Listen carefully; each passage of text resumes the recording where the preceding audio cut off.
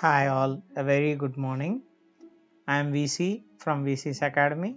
So in today's concept we will see about human nervous system and the brain. So one of the very important topic. So coming to brain, what is brain? The human brain is composed of more than 200 billion neurons and 10 to 15 trillion neural glia that support and nourish neurons.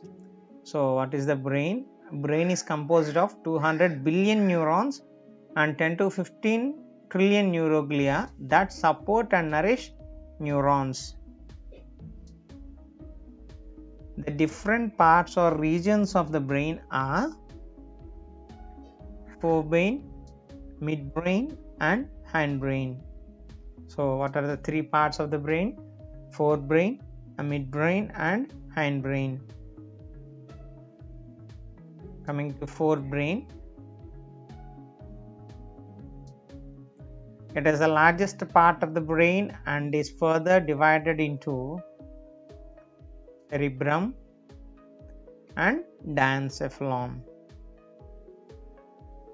Coming to cerebrum, what is cerebrum? The cerebrum is the most developed part in human beings. So what is the most developed part of the brain in human beings? We can say it undoubtedly cerebrum. It is divided into left and right cerebral hemispheres, which is connected by corpus callosum. The right lobe controls the left body and vice versa. So the right part controls the left and the left part controls the right part of the body. The cerebrum is composed of subregions. As we have further studied, the cerebrum is again having subregions. They are cerebral cortex, basal ganglia, limbic system or emotional brain, and finally olfactory lobes. The cerebrum is the major part of the brain and it has four subregions.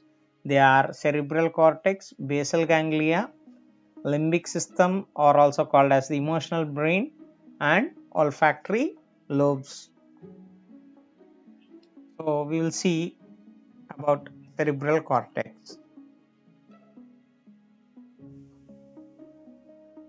Cerebral cortex forms 80% of the total brain mass. So if you see cerebral cortex, it is the major part of the brain and it occupies around 80% of the total brain mass. It has folds or convolutions consisting of small grooves called gyri and sulci. So many may term it as differently, but it is upon their terminology usage. The folds or convolutions consisting small grooves are called gyri and sulci. Large grooves called fissures and bulges between two gyri, which helps in increasing surface area of cortex. So the grooves called as fissures, which are bulged between two gyri, will help in increasing the surface area of cortex. Coming to basal ganglia. Basal ganglia are deep within the cerebral hemisphere. So they are present within the cerebral hemisphere. A collection of scattered gray material matter with three subcortical nuclei is present, which is termed as basal ganglia. So if you see what is basal ganglia, it is a combination or collection of scattered gray matter which has three subcortical nuclei, and this combinedly called as basal ganglia. It has three structures. They are, so in basal ganglia, what are the three structures we have? Globus pallidus. So what is globus pallidus? Globus pallidus is a structure in the brain involved in the regulation of voluntary movements. So we all know what are voluntary and involuntary movements. So globus pallidus, which is present in the brain, is involved in regulating the voluntary movements. Putamen the main function of putamen is to regulate movements and influence various parts of learning. So learning is under the control of putamen. And coming to caudate nucleus. So caudate nucleus contributes importantly to body and limbs posture and the speed and accuracy of directed movements. So the part of the basal ganglia which controls or coordinates with the speed, accuracy and posture of the body or limbs is called caudate nucleus. Coming to limbic system or emotional brain. It is a loop of cortical structures. So limbic system is a loop of cortical structures. It surrounds by corpus callosum and thalamus, including amygdala and hippocampus. So limbic system surrounds corpus callosum and thalamus, which includes amygdala and hippocampus. On the median side of the temporal lobe, so these all are surrounded and which are on the median side of the temporal lobe, and it plays a crucial role in wide range of emotions. So it plays a very important role in different emotions or a wide range of emotions like pain, pleasure, affection, anger, and also controls memory and olfaction. So what is amygdala concerned with? So amygdala is concerned only with expression of fear and aggression. So which part of the brain controls the fear and aggression or expressing fear and aggression is amygdala. And the hippocampus functions as index for recall of an event associated with memory. So if you want to recall an event which has happened earlier and it is with our memory, the part of the brain that uses to recall it is hippocampus. And olfactory lobe is anteroventrally positioned and functions mainly related to smell. Coming to diencephalon. So what is diencephalon and where it is present? It consists of three major parts and it's part of the forebrain. And what are the three major parts present in diencephalon? They are thalamus. So thalamus forms the 4/5 of the diencephalon. All types of sensory inputs and other information going to cerebrum passes through synapse in the thalamus. So the thalamus plays a very important role in sensory input and information passing through the cerebrum through synapses in the thalamus. And next one is hypothalamus. It nestles at the base of the thalamus and integrating and controlling the visceral activities. So its main function is to integrate or correlate and control the visceral activities. It also helps to maintain hemostasis and controlling thirst, hunger, temperature and influence respiration and heartbeat. So there are many important functions, and hypothalamus is also called as master of master glands. Coming to epithalamus, it consists of pineal gland and habenular nuclei, which is associated with olfaction. Olfaction I have already mentioned what is it. Coming to the next part of the brain called midbrain, and midbrain extends from pons to diencephalon. So what is the extension part of midbrain is pons to diencephalon. A canal called cerebral aqueduct passes through the midbrain. So what is cerebral aqueduct? A canal, and where it passes through the midbrain. Cerebral peduncles which are part of tracts are present in the anterior part of the midbrain. If you observe the anterior part of the midbrain, we can see or we can find cerebral peduncles, which are parts of tracts. And whereas if you see the posterior part of the brain called tectum contains 4 little lobes.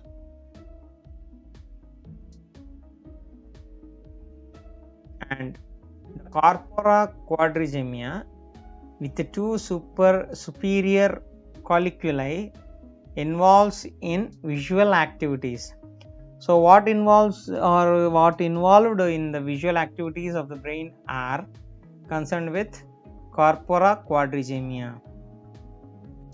And we have 2 inferior colliculi which are involved in auditory pathway. So corpora quadrigemia with the 2 superior colliculi involves in visual activities. The superior colliculi involves in visual activities, whereas the inferior colliculi are involved in auditory pathway. The midbrain contains several nuclei, including large and darkly pigmented nuclei called substantia nigra.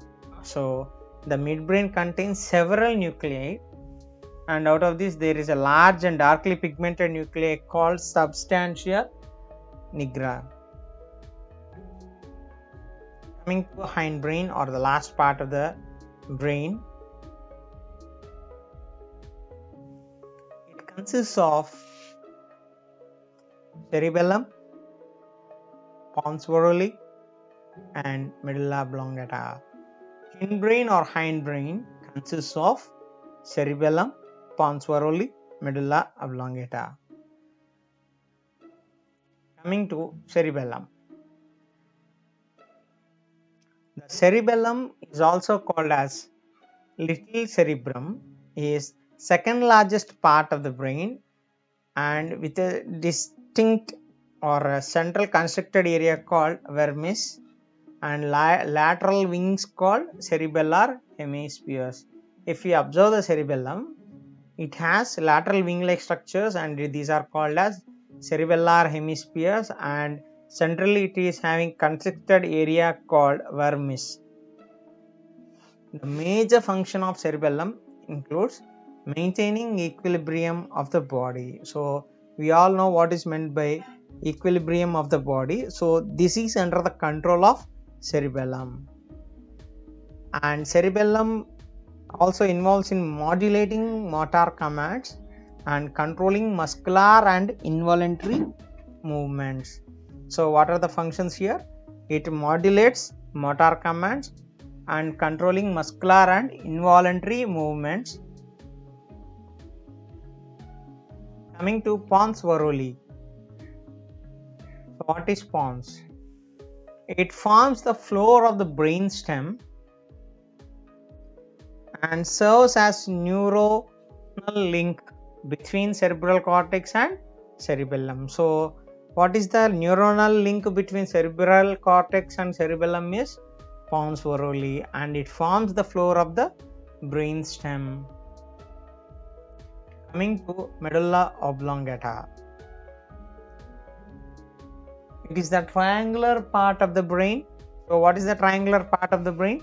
Medulla oblongata is called as triangular part of the brain.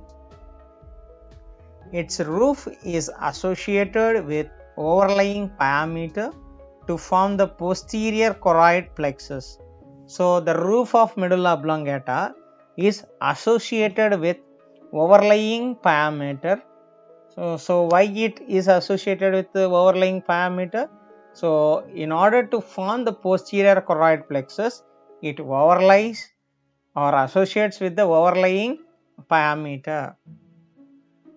It contains cardiac centers.